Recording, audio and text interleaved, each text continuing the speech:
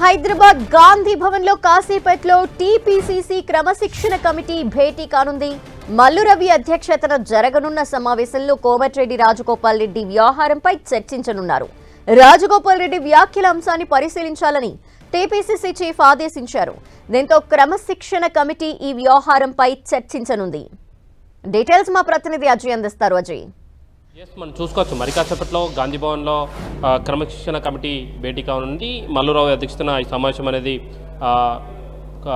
ఏర్పాటు కానుంది. అయితే ఈ సమావేశంలో ఏదైతే కాంగ్రెస్ ఎమ్మెల్యే రాజగోపాల్ రెడ్డి చేసినటువంటి వ్యాఖ్యలపైన కమిటీ చర్చించే అవకాశం అయితే మనకు కనబడుతుంది. అయితే రాజగోపాల్ రెడ్డి అంశాన్ని క్రమశిక్షణ కమిటీ చూసుకుంటుందంటూ నిన్న పిసిసి అధ్యక్షుడు మహేష్ కుమార్ గౌడ్ ప్రకటన చేయడంతో ఈరోజు భేటీ కావడం అనేది కొంత చర్చనీయాంశంగా మారినటువంటి పరిస్థితి కనబడుతుంది. గత కొద్ది రోజులుగా కాంగ్రెస్ పార్టీ పైన అదేవిధంగా ముఖ్యమంత్రి రేవంత్ రెడ్డి పైన రాజగోపాల్ రెడ్డి విమర్శలు చేస్తూ వస్తుండు, అసంతృప్తి వ్యక్తం చేస్తూ వస్తుండు. అయితే నిన్ననే మహేష్ కుమార్ గౌడ్ క్రమశిక్షణ కమిటీ తన పని తాను చేసుకోపోతుంది, ఏమైనా ఉంటే క్రమశిక్షణ కమిటీ చూసుకుంటుంది అని ప్రకటన చేయడం, ఈరోజే క్రమశిక్షణ కమిటీ భేటీ కావడం అనేది కొంత చర్చనీయాంశంగా మారిందని చెప్పుకోవచ్చు. ఎందుకంటే రాజగోపాల్ రెడ్డి తీరుపైన గత కొంతకాలంగా పార్టీలో కూడా విమర్శలు వస్తున్నాయి. ఎందుకంటే ఆయన పార్టీలోనే ఉంటూ పార్టీ పైన విమర్శలు చేయడం, పార్టీకి సంబంధించినటువంటి అంతర్గత అంశాలను పైన డిస్కస్ చేయడం, అదేవిధంగా సీఎం రేవంత్ రెడ్డి పైన కూడా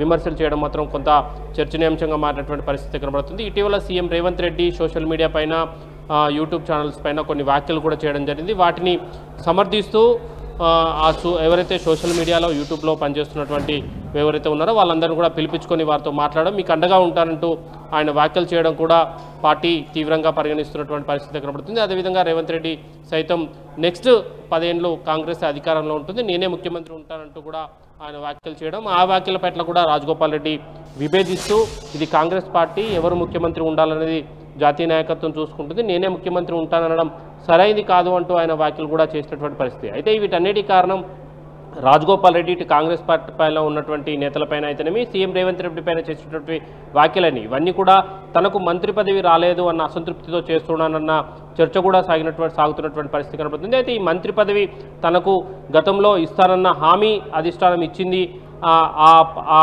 హామీని ఎందుకు నిలబెట్టుకోవట్లేదు అన్న దానితోటే ఈ కాంగ్రెస్ పార్టీ పైన సీఎం రేవంత్ రెడ్డి పైన రాజగోపాల్ రెడ్డి వ్యాఖ్యలు చేస్తున్నారన్న చర్చ కూడా సాగుతుంది. ఇటీవల డిప్యూటీ సీఎం బట్టి విక్రమార్క కూడా వ్యాఖ్యలు చేయడం జరిగింది. ఆయనకు ఆ మీటింగ్లో ఏదైతే ఆయనకు మంత్రి పదవి ఇస్తానన్న హామీ ఇచ్చినటువంటి మీటింగ్లో నేను కూడా ఉన్నాను, అధిష్టానం ఆయనకు మంత్రి పదవి ఇస్తానన్నమాట వాస్తవమే అంటూ ఆయన చెప్పుకురావడం ఆ రాజగోపాల్ రెడ్డి చేసినటువంటి వ్యాఖ్యలకు కొంత బలం చేకూర్చిందని చెప్పుకోవచ్చు. ఇలాంటి తరుణంలోనే రాజగోపాల్ రెడ్డి అన్న కోమటిరెడ్డి వెంకరెడ్డి నాకు ఆ విషయం తెలియదు, మంత్రి పదవి ఇస్తానన్న హామీ ఇచ్చిందన్న విషయం నాకు తెలియదు అంటే ఆయన వ్యాఖ్యలు చేయడం జరిగింది. వీటన్నిటి కూడా పరిగణలోకి తీసుకొని చర్చించే అవకాశం అయితే లేకపోలేదు. రాజగోపాల్ రెడ్డి మంత్రి పదవి రాలేదన్న బాధతోటే ఈ రకమైనటువంటి వ్యాఖ్యలు చేస్తున్నారన్న చర్చ కూడా సాగుతున్న తరుణంలో రేవంత్ రెడ్డి పైన, అదేవిధంగా పార్టీ పైన, పార్టీ విధానాలపైన రాజగోపాల్ రెడ్డి చేసినటువంటి వ్యాఖ్యలపైన కొంత రాజగోపాల్ రెడ్డి చేసినటువంటి వ్యాఖ్యలను తీవ్రంగా పరిగణించి ఈరోజు క్రమశిక్షణ కమిటీ భేటీలో చర్చించి ఎలాంటి